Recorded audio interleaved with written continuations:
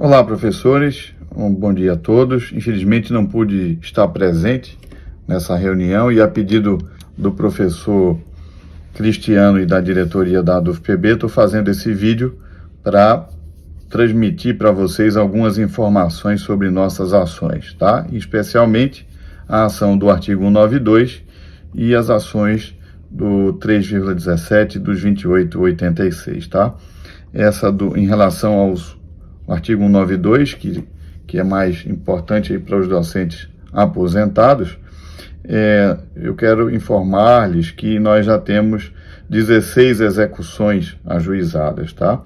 E os docentes que ainda não providenciaram a documentação devem imediatamente procurar a Sofia, aí no atendimento na ADUF, tá? Para entregar toda a documentação, assinar os documentos que são necessários, e que nós estamos dando entrada nessas execuções e a UFPB não está, assim, impugnando os valores. Em apenas 1 ou 2 processos houve uma impugnação, mas com uma diferença muito pequena em relação ao que nós executamos. Então, precisamos que haja uma certa agilidade e urgência dos docentes que ainda não apresentaram a documentação, que o façam com a maior brevidade possível, permitindo que nós possamos dar entrada nas execuções. Lembrando que esse processo transitou em julgado, salvo engano, no ano de 2020 e que nós temos 5 anos para executar todo mundo, tá? Então, é preciso que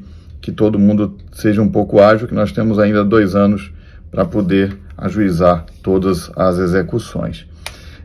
Em relação ao 92, portanto, as novidades são essas. Nós tivemos acho que 2 precatórios ou 3 expedidos, tá?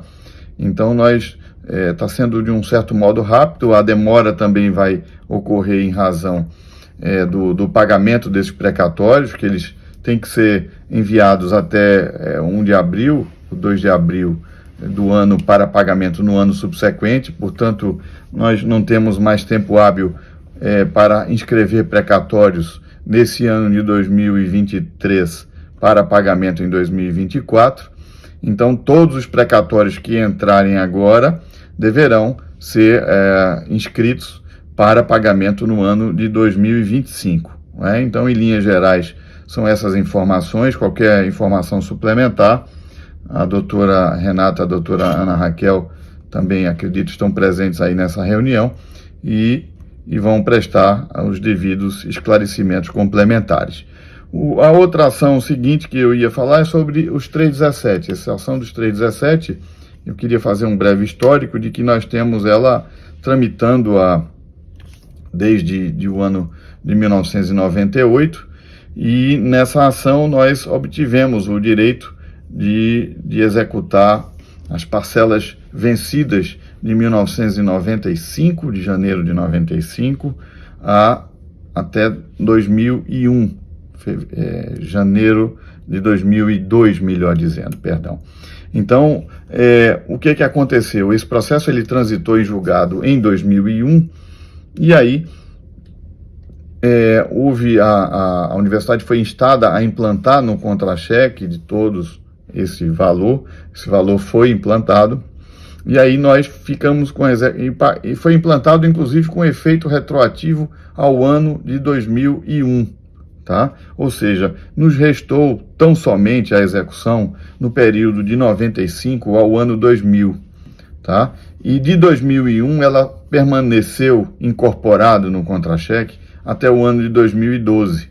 Portanto, nós tivemos por 11 anos. Aconteceu que o TRF deu uma interpretação, e o juízo da execução também, de que os 317 somente seriam devidos até janeiro de 2002. E com isso a universidade conseguiu extrair do contra-cheque os valores que foram pagos a partir de 2002 e, ao mesmo tempo, solicitou que fossem compensados esses valores pagos a partir de 2002.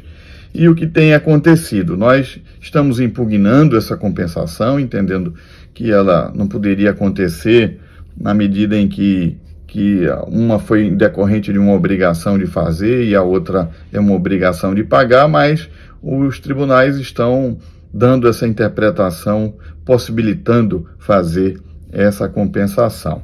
tá? Então, nós estamos de todo jeito impugnando, recorrendo, mas os processos aos poucos estão caminhando e ainda resta um valor residual a ser pago para cada um dos docentes.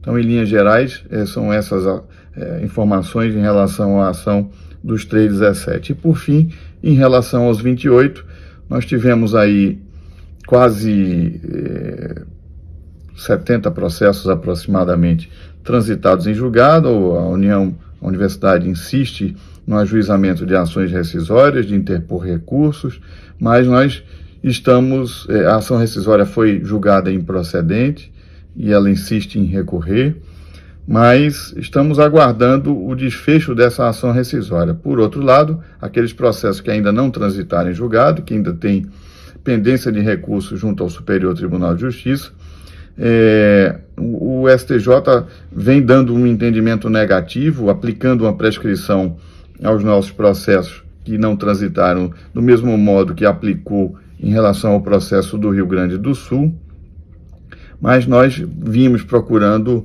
interpor todos os recursos possíveis, embora o entendimento venha sendo desfavorável nesse particular.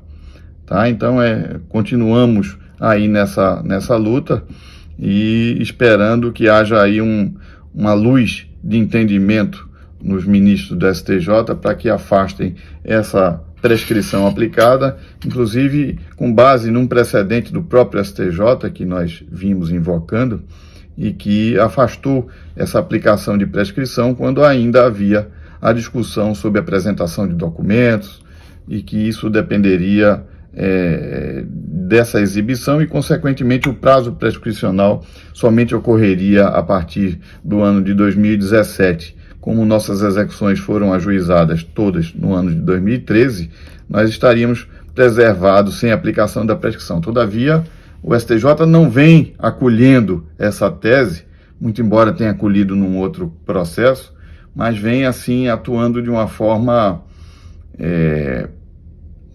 como diria, sem observar as suas próprias decisões, considerando que essa decisão com efeito repetitivo era da primeira sessão e aquela que foi aplicada no processo do Rio Grande do Sul foi da Corte Especial, que dentro da hierarquia dos órgãos do Superior Tribunal de Justiça, ela estaria num órgão superior.